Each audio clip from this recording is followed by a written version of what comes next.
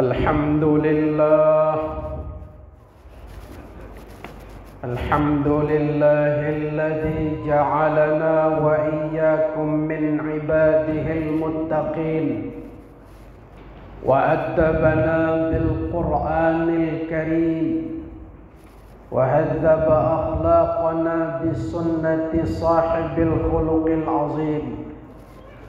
Ashhadu an la ilaha illallah wahdahu la syarika lah wa ashhadu anna Muhammadan abduhu wa rasuluh. Allahumma salli wa sallim wa barik ala sayyidina Muhammad wa ala alihi wa sahbihi ajma'in. Amma ba'd. فيا أيها المسلمون اتقوا الله حق تقاته ولا تموتن إلا وأنتم مسلمون. قال الله تعالى في كتابه الكريم: أعوذ بالله من الشيطان الرجيم. كيف تكفرون بالله وكنتم أمواتا فأحياكم ثم يميتكم ثم يحييكم ثم إليه ترجعون. صدق Allahul Azim. Saudara-saudara kaum muslimin jamaah salat Jumat rahimakumullah. Alhamdulillah, kita sekarang sudah berada di penghujung tahun 1444 Hijriah. Lebih kurang 5 hari lagi kita akan memasuki tahun baru 1445 Hijriah. Terkait dengan pergantian tahun, maka kita selalu diingatkan, wal asri innal insana lafi khusr illa alladzina amanu wa amilus shalihat wa tawasaw bil haqq wa tawasaw bis sabr. Allah selalu ingatkan kita demi masa itu adalah rentang waktu. Artinya bicara soal waktu. Demi masa, sesungguhnya manusia itu dalam keadaan rugi. Rugi umurnya, rugi kehidupannya, kesehatannya. Bila tidak dimanfaatkan dengan baik, rugi. Illalladzina amanu, kecuali manusia-manusia yang beriman kepada Allah. Nah, dalam konteks ini, iman adalah merupakan pondasi bagi kita umat Islam agar kita tidak menjadi orang yang rugi. Ilal ladzina amanu wa 'amilus shalihat. Setelah iman, baru yang kedua, amal-amal soleh. Kalau orang tidak beramal soleh, dia masuk kategori rugi. Wa 'amilus shalihat wa tawasaw bil haqq wa tawasaw bis sabr. Baru yang ketiga, beriman, beramal soleh, kemudian saling menasehati dengan kebenaran. Banyak orang menasehati tapi tidak benar, bahkan justru membawa kesesatan. Lihat tiap hari sekarang di TV ditayangkan bagaimana seorang tokoh besar yang diduga membawa paham-paham sesat. Tentunya kita berpikir, kenapa ada orang seperti ini? Dan kenapa tidak ditindaklanjuti secara cepat sehingga tidak lagi ada orang yang tersesat? Maka ini kategori rugi dengan tidak menasehati dengan kebenaran,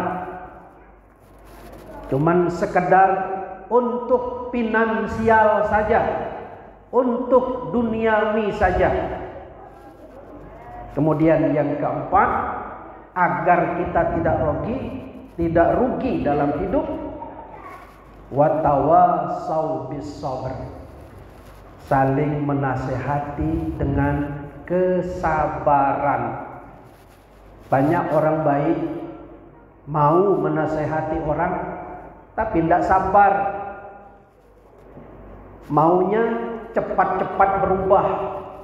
Nah, dalam konteks ini kepada anak-anak kita mungkin barangkali tidak bisa ngaji, lalu kita berikan pelajaran, kepengen dia cepat pintar. Ingat, kesabaran. Walaupun baik dan bagus, tapi caranya tidak sabar, akan berujung tidak baik. Nah, 4 poin ini kalau tidak mau jadi orang rugi. Dalam konteks ini disebutkan mangkana yaumuhu khairan min amsihi fahuwa rabihun. Barang siapa orang yang hari ini lebih baik amal-amalnya dari kemarin-kemarin, itulah tandanya orang yang beruntung. Wa man kana yaumuhu mislu amsihi fahuwa maghbunun. Barang siapa orang yang hari ini lebih jelek amal-amalnya daripada kemarin-kemarin, lebih jelek, tentulah dia orang yang rugi. Lagi-lagi rugi. Wa man kana yaumuhu syarran min amsihi bahwa mal'unun. Dan barang siapa orang yang hari ini lebih jelek daripada yang kemarin-kemarinnya, itulah orang yang dilaknat oleh Allah. Sama dengan kemarin, amal-amal kita itu saja rugi, apalagi berbuat buruk daripada yang lalu-lalu, lebih rugi lagi. Oleh karena itu tiada hari bagi kita selain daripada meningkatkan keimanan dan ketakwaan kita kepada Allah Subhanahu wa taala. Terkait dengan pergantian tahun, tentu kita sebagai umat Islam seharusnya kitalah yang bangga dengan pergantian tahun dalam Islam. Kalau bukan kita, siapa lagi? Lihat anak-anak muda kita itu, anak-anak di belakang. Kalau ditanya satu-satu mungkin tidak tahu dia. Yang dia tahu pergantian tahun itu adalah 1 Januari. Kalau ditanya 1 Muharram tidak tahu dia. Apa itu 1 Muharram? Ini PR bagi kita orang tua yang ada di sekitar masjid kita ini. Cari momen, buat momen, adakan kegiatan yang dapat mengingatkan anak-anak kita bahwa dia tahu bahwa ini adalah akhir tahun menuju tahun baru dalam kalender Islam. Semangat pergantian tahun dalam Islam adalah kebebasan Rasulullah sallallahu alaihi wasallam dari cengkraman kafir Quraisy. Dalam konteks sekarang, kebebasan kita dalam kejumudan. Dari segi akidah, kita harus bebas dari segala macam klinik keyakinan-keyakinan yang menyimpang. Kemudian kedua adalah meningkatkan kualitas amal ibadah kita. Dengan bergantinya tahun, meningkat pula lah amal ibadah kita. Itu tandanya hijrah. Bukan lagi hijrah tempat, tapi hijrah ilmu pengetahuan. Kata Rasulullah, la hijrata ba'dal fathil Mekah.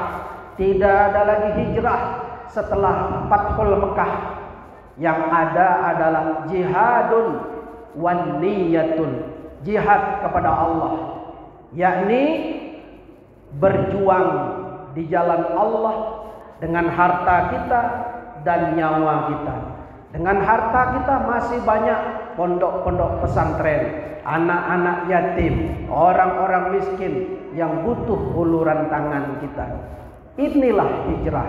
Dari yang tadinya tidak sholat menjadi sholat, dari yang tadinya pemarah menjadi marhamah, sesuai dengan firman Allah, ya ayyuhalladzina amanu taqullaha wal tanzur nafsum ma qaddamat lighad wattaqullaha innallaha khabirum bima ta'malun. Hai orang yang beriman, bertakwalah kepada Allah dan hendaklah kamu memperhatikan apa yang kamu persiapkan, apa yang kamu lakukan sebagai bekal untuk akhir nanti. Bertakwalah kepada Allah. Allah Maha tahu apa-apa yang kamu perbuat sekarang ini.